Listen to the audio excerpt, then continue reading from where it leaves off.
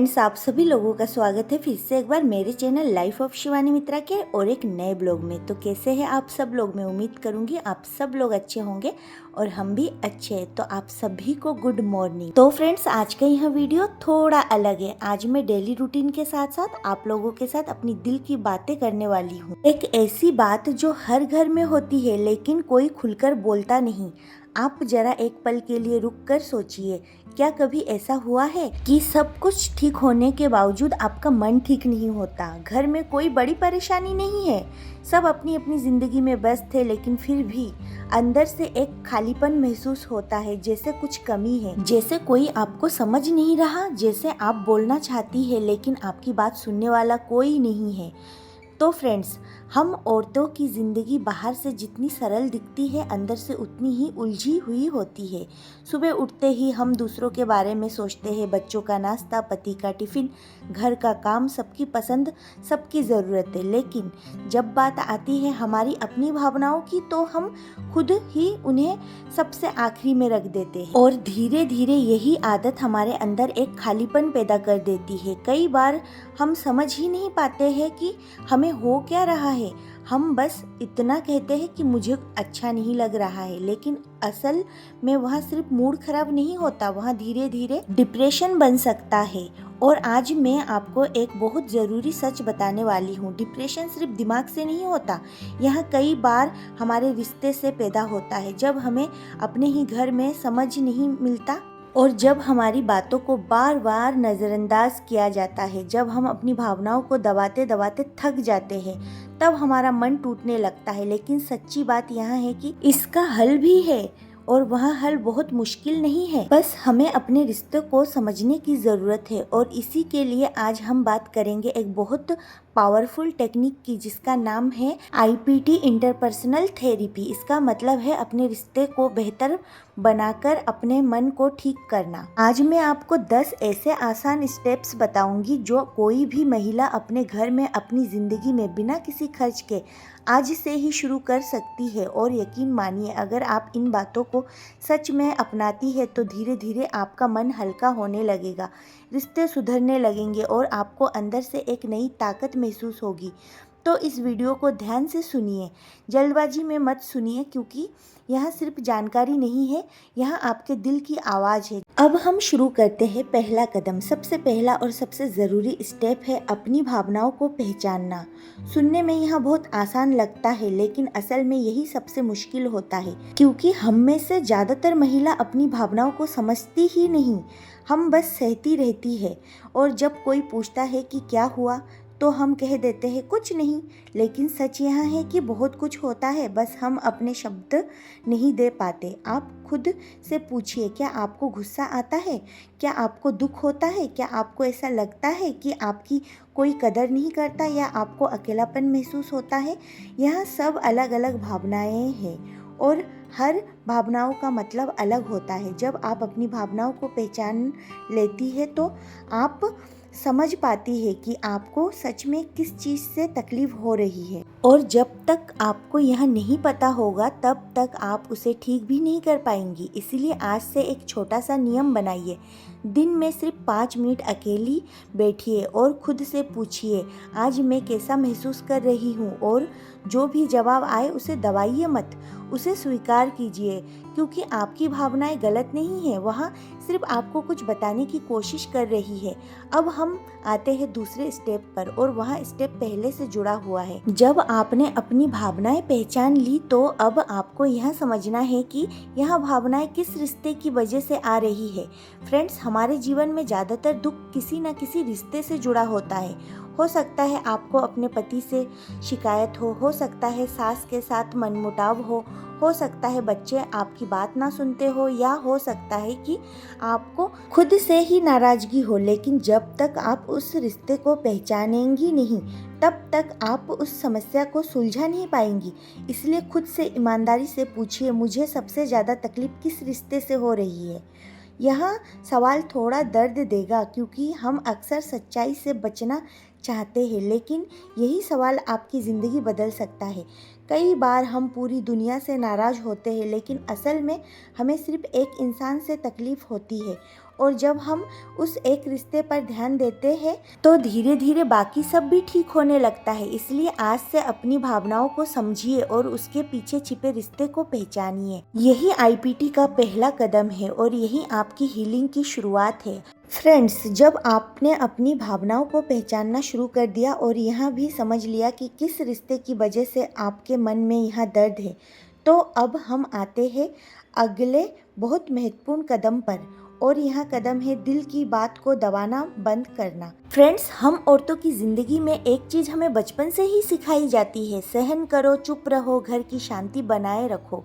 और धीरे धीरे यह बातें हमारी आदत बन जाती है। हम हर छोटी बात को अपने अंदर दबाते जाते हैं। हमें लगता है कि अगर हम बोलेंगे तो झगड़ा होगा, रिश्ते खराब होंगे, इसीलिए हम चुप रहना ही बेहतर समझते हैं। लेकिन क्या आपने कभी सोचा है कि यह चुप्पी हमें अंदर से कितना तोड़ देती है? जब हम अपनी बात नहीं कहते तो वह बात खत्म नहीं होती, वो हमारे अंदर जमा होती रहती है और धीरे धीरे वह दर्द बन जाती है। फिर वही दर्द कभी गुस्से के रूप में बाहर आता है या फिर धीरे धीरे डिप्रेशन में बदल जाता है। मान लीजिए अगर आपके पति ने आपको कोई ऐसी बात कह दी जो आपको बहुत बुरी लगी और आपने उस समय कुछ नहीं कहा, तो बाहर से तो सब सामान्य लगेगा, लेकिन अंदर से आप उस बात को बार बार सोचेंगी।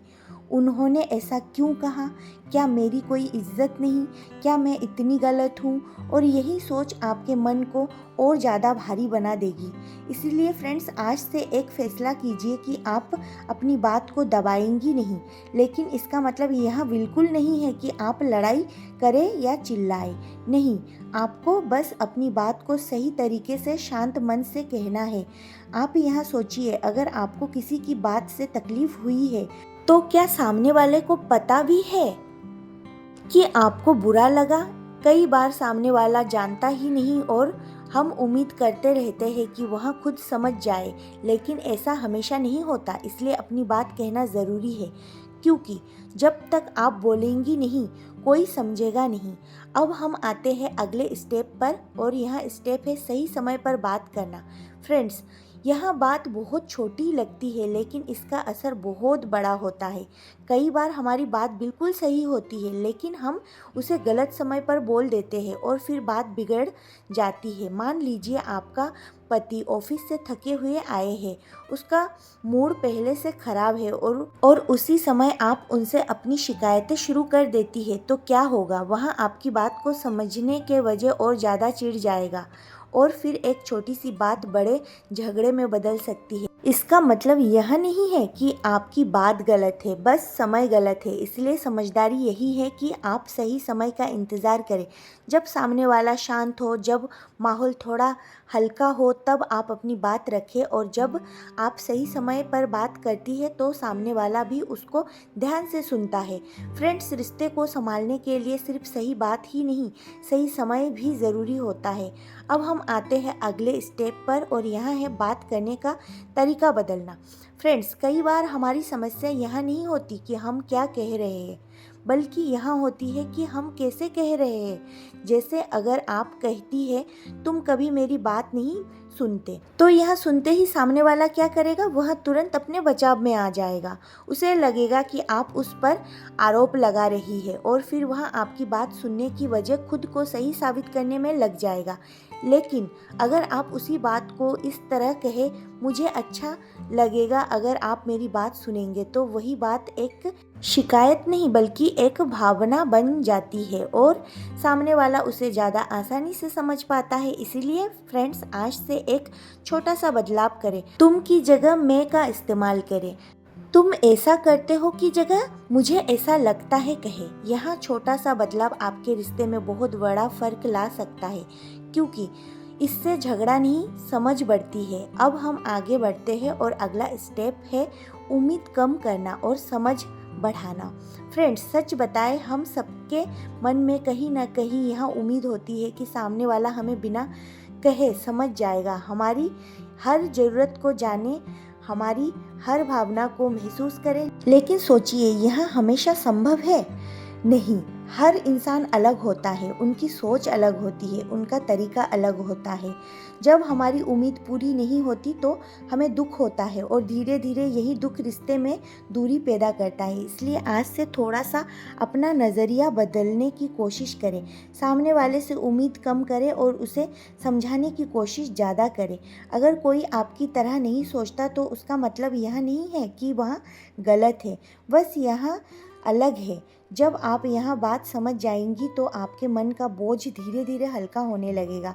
फ्रेंड्स, रिश्ते तभी चलते हैं जब उनमें समझ होती है, और समझ तब आती है जब हम सिर्फ खुद के बारे में नहीं बल्कि सामने वाले के बारे में भी सोचते हैं। फ्रेंड्स, हम इस सफ़र में उस हिस्से में आ गए हैं जहाँ से असली बदलाव शुरू होता है, क्योंकि अब तक हमने सीखा अपनी भावनाओं को समझना, रिश्ते को पहचानना, अपनी बात कहना, सही समय चुनना और अपने बोलने का तरीका बदलना। लेकिन अब जो कदम आने वाले हैं वह आपको अंदर से मजबूत बनाएंगे। अब हम बात करते हैं अगले स्टेप की, और वह है खुद के लिए समय निकालना।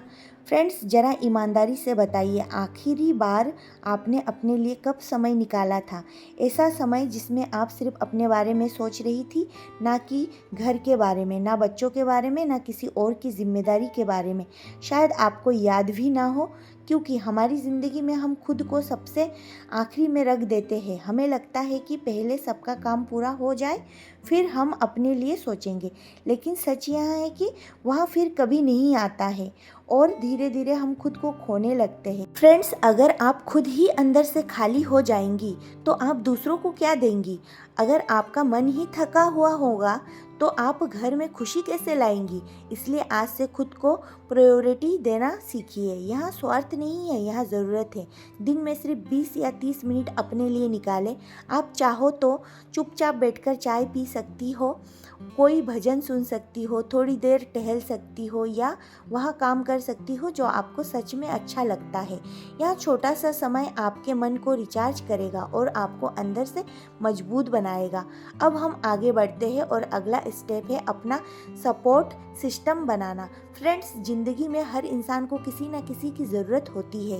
एक ऐसा इंसान जिसके सामने वो बिना डर के, बिना झिझक के अपनी बात कह सके। लेकिन कई बार हम खुद को इतना अकेला कर लेते हैं कि हमारे पास कोई होता ही नहीं, या फिर होते हुए भी किसी से हम बात नहीं करते। आप सोचिए, क्या आपके पास कोई ऐसा इंसान है जिससे आप खुलकर बात कर सकती है? एक दोस्त, एक बहन, एक पड़ोसन, कोई भी। अगर है तो बहुत अच्छी बात है, और अगर नहीं है तो आज से कोशिश शुरू कीजिए, क्योंकि जब आप अपनी बात किसी के साथ शेयर करती है तो आपका दर्द आधा हो जाता है। पर हर किसी से नहीं, वो भरोसेमंद होना चाहिए। और जब आपको कोई समझता है तो आपको एक नई ताकत मिलती है। फ्रेंड्स, अकेले सब कुछ सहना ज़रूरी नहीं है, कभी कभी किसी का साथ सबसे बड़ी दवा बन जाती है। अब हम आते हैं अगले स्टेप पर, और यहाँ है बदलाव को अपनाना। जिंदगी ना कभी एक जैसी नहीं रहती, यहाँ हर दिन बदलती है, हर साल बदलती है। बच्चे छोटे होते हैं, फिर बड़े हो जाते हैं, रिश्ते शुरू होते हैं, फिर बदल जाते हैं, परिस्थिति कभी अच्छी होती है, कभी मुश्किल। लेकिन हम क्या करते हैं? हम चाहते हैं कि सब कुछ हमेशा एक जैसा रहे, और जब बदलाव आता है तो हम उसे स्वीकार नहीं कर पाते, और यही संघर्ष हमें अंदर से तोड़ देता है। फ्रेंड्स, अगर आप हर बदलाव से लड़ेंगी तो आप हमेशा थकी हुई महसूस करेंगी, लेकिन अगर आप बदलाव को स्वीकार कर लेंगी तो आप मजबूत बन जाएंगी। मान लीजिए आपके बच्चे अब बड़े हो गए हैं और पहले की तरह आपके साथ समय नहीं बिताते, तो क्या इसका मतलब यह है कि वह आपसे प्यार नहीं करते? बस उनकी ज़िंदगी बदल गई है। अगर आप इस बदलाव को समझेंगी तो आपको कम दर्द होगा, लेकिन अगर आप इसे गलत समझेंगी तो आपको हमेशा अकेलापन महसूस होगा। इसीलिए आज से बदलाव से डरना नहीं, उसे अपनाना सीखिए। अब हम आते हैं इस पूरे सफ़र के आखिरी स्टेप पर, और यहाँ है